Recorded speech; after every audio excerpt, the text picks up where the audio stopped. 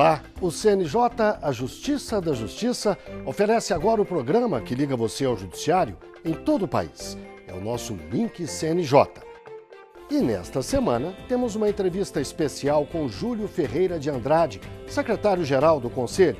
Ele fala de um dos instrumentos mais importantes para a melhoria do sistema penitenciário brasileiro, o BNMP, Banco Nacional de Monitoramento de Prisões 2.0. Eu não tenho dúvida, é um sistema revolucionário nesta área de segurança pública no país. Além da entrevista, o programa vai mostrar. O CNJ e o Ministério da Saúde tornam obrigatória a biometria em bebês. Vamos saber como funciona o projeto Pai Presente do CNJ. E conhecer a história da menina que tem os nomes de duas mães na certidão de nascimento. E ainda, vamos ver as notícias da Justiça pelo Brasil. O Link CNJ começa com a entrevista do secretário-geral do Conselho, Júlio Ferreira de Andrade. Fernanda Mui Laerte. O Conselho Nacional de Justiça está empenhado no novo censo carcerário. Aos poucos, os estados brasileiros vão se aperfeiçoando e concluindo esse cadastro, o Banco Nacional de Monitoramento de Prisões. Sobre este assunto, eu converso agora com o secretário-geral do CNJ, Júlio Ferreira de Andrade. Secretário, o senhor tem acompanhado de perto essas visitas aos presídios brasileiros e o que tem constatado até agora? As visitas aos presídios têm sido feitas, geralmente com a presença da ministra Carmen Lúcia, e por determinação dela, o Conselho Nacional de Justiça está desenvolvendo o Banco Nacional de Monitoramento de Prisões 2.0. É uma nova versão de o Banco Nacional de Mandados de Prisão, que já havia aqui no Conselho, mas é uma visão remodelada. O que tem sido constatado nas visitas aos presídios é a situação gravíssima pela qual passa o sistema carcerário brasileiro. E essas visitas são de fundamental importância porque elas dão subsídio ao Conselho Nacional de Justiça para que as políticas desenvolvidas nessa área, especialmente esse Banco Nacional de Monitoramento de Prisões, que vai gerar um cadastro nacional de presos, para que essas políticas sejam desenvolvidas com olhos na realidade que há no sistema prisional brasileiro. Então, essa situação grave do sistema prisional levou o Supremo Tribunal Federal a declarar estado inconstitucional de coisas relativo a essa área. E, fazendo assim, o Supremo determinou que o Conselho Nacional de Justiça tomasse providências relacionadas ao cadastro que tem sido desenvolvido por determinação da presidente do Conselho, a ministra Carmen Lúcia. Vários estados já aderiram ao Banco Nacional de Monitoramento de Prisões, que gera, conforme eu disse, um cadastro de presos, em que o Poder Judiciário vai saber onde que está o preso, por que está o preso, qual o juiz determinou, quando que a pessoa foi presa, porque até a experiência que tenho na área criminal, eu posso testemunhar, todo juiz brasileiro já passou pela seguinte situação. O juiz determina a prisão de alguém. E, por exemplo, eu sou juiz em Minas, e lá em Minas Gerais há a informação de que este alguém foi preso no estado do Amapá.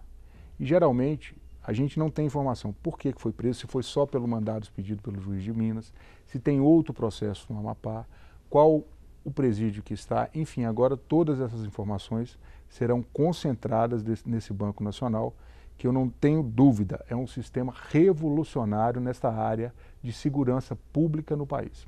Ele é um sistema que vai permitir a gestão dos presos, ou das informações relativas aos presos, melhor dizendo, pelo Poder Judiciário. Até hoje não havia essas informações e agora, com a inauguração desse sistema, haverá e já há em relação aos estados que já aderiram ao banco, como, por exemplo, o estado de Roraima, que já tem todos os presos cadastrados. Nós temos também uma quantidade grande de presos no estado de São Paulo, no Rio de Janeiro, 2 estados também que já aderiram ao sistema. A meta do CNJ é, inclusive, concluir esse cadastramento até o final de maio. Vai ser possível cumprir esse prazo? O prazo estabelecido até o final de maio é a expectativa do CNJ e da ministra Carmen Lúcia. Conforme eu disse, todos os esforços têm sido desenvolvidos para que esse prazo seja cumprido. Mas o que eu posso garantir, dando satisfação até à sociedade brasileira, é que esse sistema já existe. Então, do ponto de vista de eficácia, de eficiência administrativa, ele é um sistema que já existe. E é um sistema que, ainda que haja algum atraso aqui ou acolá, ele é um sistema que já está instalado e implantado, é um sistema seguro, um sistema que foi criado com muito trabalho, com a supervisão do hoje conselheiro Márcio Schiffler, o trabalho incessante dos servidores do CNJ e dos departamentos do DMF e do Departamento de Tecnologia da Informação, com participação ativa de 2 juízes auxiliares da presidência, que são o Dr. Marcelo Mesquita e a doutora Maria de Fátima. Eu tenho tido a honra de participar também ativamente da implantação, da construção do sistema, e quero dizer que tudo foi pensado para que o sistema, depois de pronto, funcionasse adequadamente. Juízes foram ouvidos, reuniões foram realizadas, foram horas e horas de trabalho para que a gente tivesse o sistema implantado. O sistema está implantado, ele não está alimentado totalmente, mas ele está 100% implantado em funcionamento. Com os problemas, claro, que qualquer sistema de informática possui, mas esses problemas que aparecem também têm sido resolvidos imediatamente para que a alimentação seja cada vez mais ágil e mais segura. Enfim, esse sistema, ele traz, junto com ele, um fator que eu considero importantíssimo, que é a segurança dos dados, porque é a partir dos dados que as políticas públicas são desenvolvidas. E o desenvolvimento de políticas públicas geralmente leva, enseja, gasto de recursos públicos. E na dificuldade orçamentária que o país tem, o gasto eficiente de recursos públicos é muito importante. Gastar-se dinheiro, por exemplo, com a ampliação ou com a construção de novos presídios, deve levar em consideração qual a necessidade do número de vagas para determinado local. Então essa ferramenta, ela traz consigo a segurança que dados relevantes para a tomada de decisão relacionados à política pública precisam ter. Muito obrigada mais uma vez pela participação do senhor no Link CNJ. Até uma próxima oportunidade. É uma satisfação participar do Link CNJ, que é uma ferramenta também que nos possibilita a prestação de contas à sociedade brasileira do que tem sido feito, do trabalho desenvolvido no Conselho Nacional de Justiça. Obrigado. No próximo bloco, vamos ver. Na Bahia, a primeira edição do projeto Pai Presente do CNJ garante o registro do nome do pai na certidão de nascimento de 50 crianças. Até já!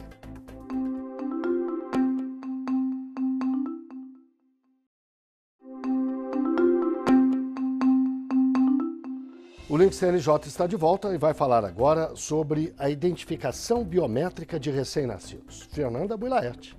Guilherme, uma portaria do Ministério da Saúde, feita a pedido do Conselho Nacional de Justiça, torna obrigatória a identificação palmar de todo recém-nascido brasileiro, junto com a identificação biométrica da mãe.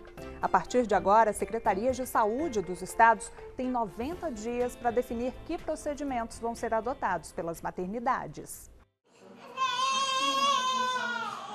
O Gabriel acaba de chegar ao mundo e já se acalma no colo do pai. Os primeiros 4 dias de vida do menino foram com muito carinho e atenção. Dessa ala da maternidade, o Regis só saiu para registrar o filho. E para isso, só precisou descer alguns degraus de escada. Foi uma facilidade muito grande que a gente não precisou se locomover, né? Principalmente eu como pai, que eu sozinho mesmo já posso fazer o registro do meu filho. Não precisou de eu sair do hospital, que eu estou como acompanhante da minha esposa. Não precisou de eu deslocar e perder muito tempo. Então desci rapidamente, fiz o registro, já sai impresso na hora a ficha dele, né, a identificação, e eu já subi para a maternidade para continuar acompanhando minha esposa. A iniciativa começou com o projeto Maternidade Cidadã. Hoje, todas as maternidades públicas do Distrito Federal têm um cartório de registro civil.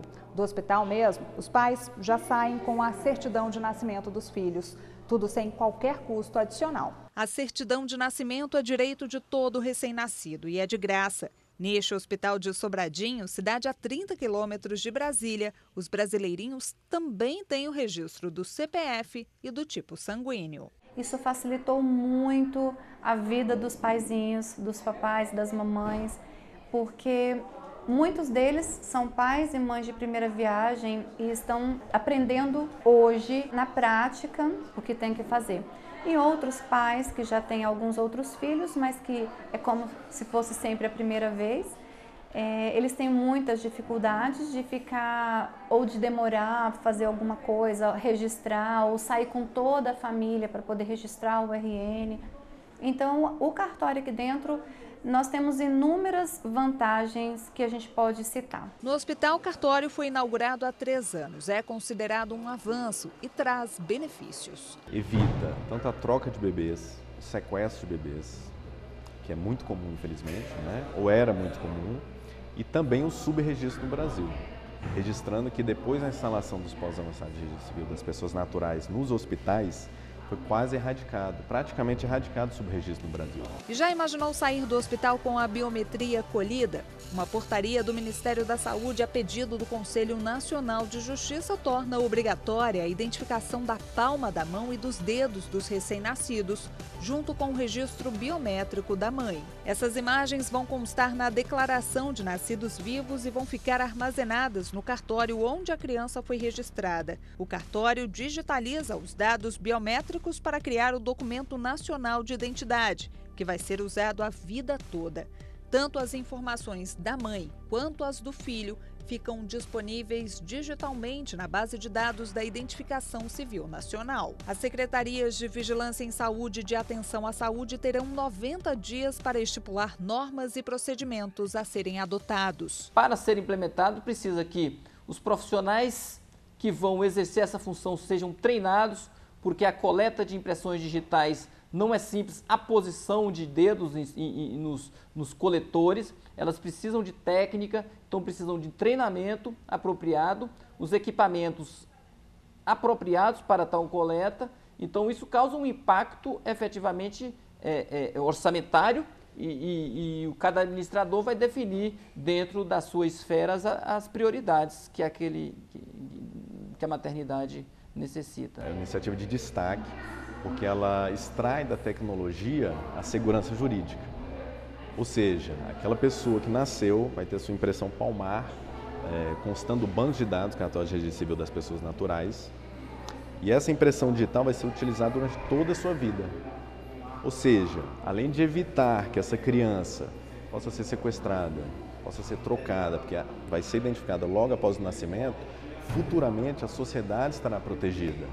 Uma vez quando aquela pessoa for tirar documento de identidade, carteira de habilitação, passaporte, teremos a certeza que ele é ele mesmo. Para o Regis, papai de primeira viagem, essa obrigatoriedade dá mais segurança.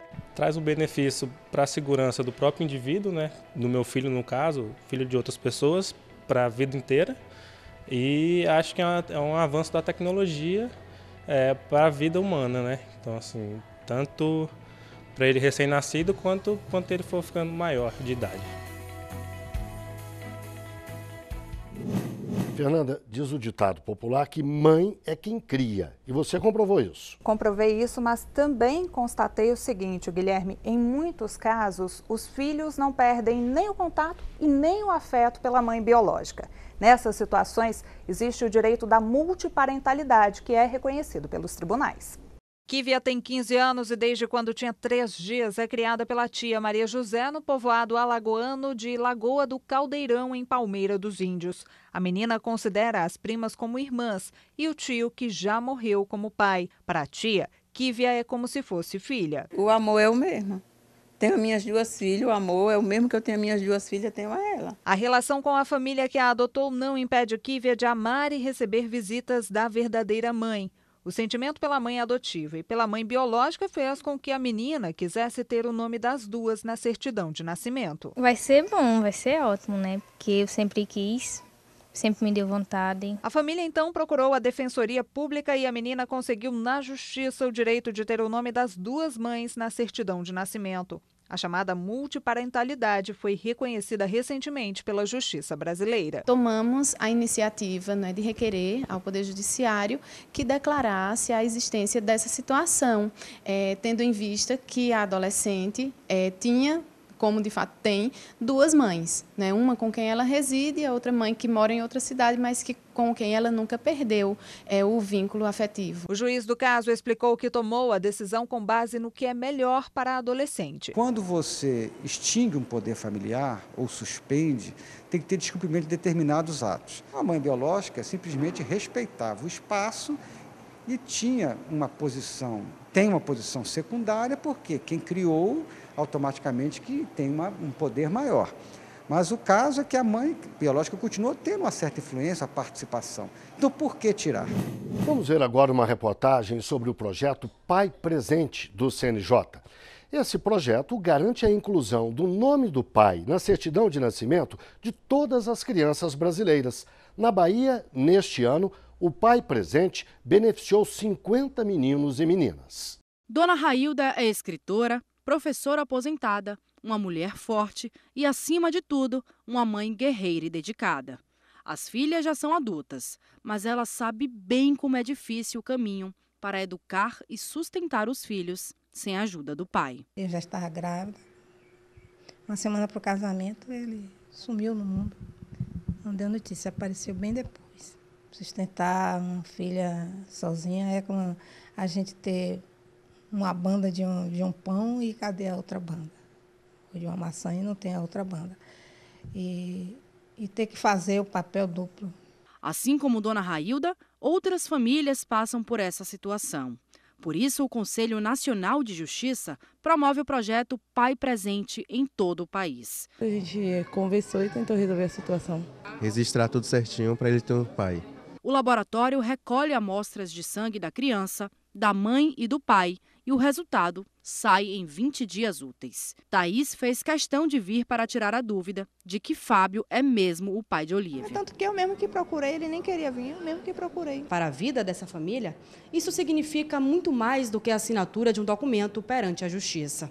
Representa o amor e o reconhecimento que todo filho merece. Hoje é o primeiro mutirão do ano de 2018, a gente convida o pai e a mãe, eles vêm com a criança, o suposto pai até então, eles vêm com a criança e a gente faz o exame de DNA aqui mesmo, de forma gratuita, para todas aquelas famílias que a criança não tem o registro de pai. Muda muito a vida das famílias, a gente presencia muitas alegrias, presencia também algumas tristezas, mas faz parte, e é um projeto que aflora essa questão social, o trabalho com a comunidade e a cidadania. No ano passado, em toda a Bahia, foram realizados 1.415 exames de DNA nos processos de investigação de paternidade, com assistência judiciária gratuita. Nós, mães, temos uma força tão forte dentro da gente, né? Principalmente a força do amor. Continue batalhando por seus filhos e oriente da melhor maneira possível. É hora do nosso quadro Oitiva. Oitiva, você sabe, é aquele momento em que o juiz, durante uma audiência, ouve as partes envolvidas. E no nosso quadro, nós perguntamos para você. Veja a pergunta de hoje. Você sabe o que é o SIC, o Serviço de Informações ao Cidadão do CNJ? É um meio de acesso do cidadão a todo e qualquer processo em tramitação na Justiça brasileira. É um meio de acesso apenas aos processos já encerrados. O SIC é um serviço para atender e orientar o público sobre o acesso a informações e a tramitação de documentos no Conselho Nacional de Justiça. A resposta certa você vai ver a seguir. E você vai ver também as notícias do CNJ e de tribunais pelos estados. Já, já.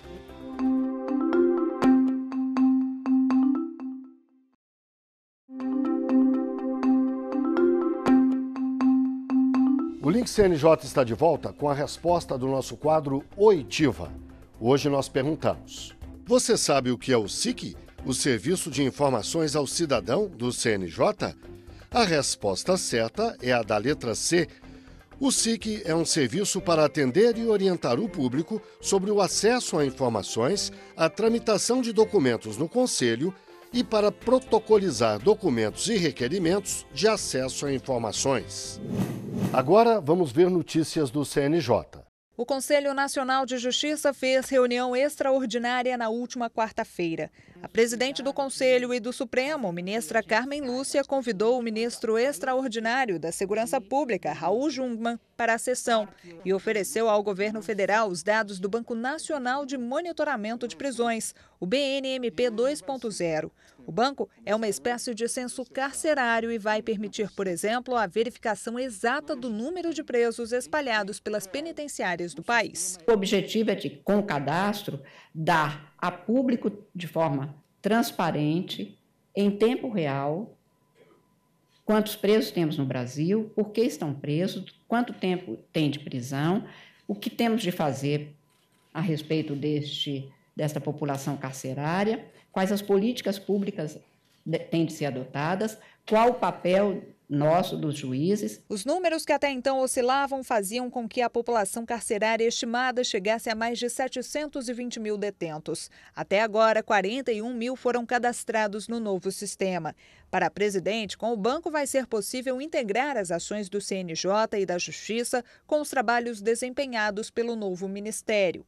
A pasta administrada por Jungmann e recém-criada ficou responsável pelo Departamento Penitenciário Nacional, o DEPEN. É um cadastro que, então, poderá servir de um instrumento de integração da atuação dos poderes públicos, do Poder Legislativo, do Poder Judiciário, com o Poder Executivo, para que, então, a atuação de Vossa Excelência, se não fique mais fácil, não é uma tarefa exatamente que se possa chamar de fácil, acho que nenhuma atividade hoje é fácil no espaço público, no poder público, mas pelo menos com dados verdadeiros, corretos, para que o cidadão brasileiro se sinta contemplado com o cumprimento e o respeito a seu direito, o direito de ter uma vida com segurança no público e, em particular, mas segundo políticas de segurança pública. Raul Jungmann elogiou a criação do Banco Nacional de Monitoramento de Prisões e defendeu a união de forças para enfrentar os problemas nos presídios. Me dá a sensação de que não estamos sós, de que temos companhia nessa caminhada e das mais importantes. Para Jungmann, é preciso humanizar o sistema. A humanização do sistema carcerário representa uma afirmação da civilização contra a barbárie. Não é porque alguém cometeu delitos, seja da gravidade que for, que a integridade da pessoa humana pode ser diminuída ou desdenhada. Os pedidos feitos à ouvidoria do CNJ aumentaram no ano passado. Foram mais de 24 mil demandas apresentadas por cidadãos em 2017. O número é quase 9% maior na comparação com 2016. Já em relação a 2015, o aumento foi de 53%. O canal de comunicação do brasileiro com o Conselho esclarece dúvidas, ouve reclamações, denúncias, elogios e manifestações sobre os serviços prestados. Quase metade das demandas foi de reclamações sobre a demora processual no Poder Judiciário.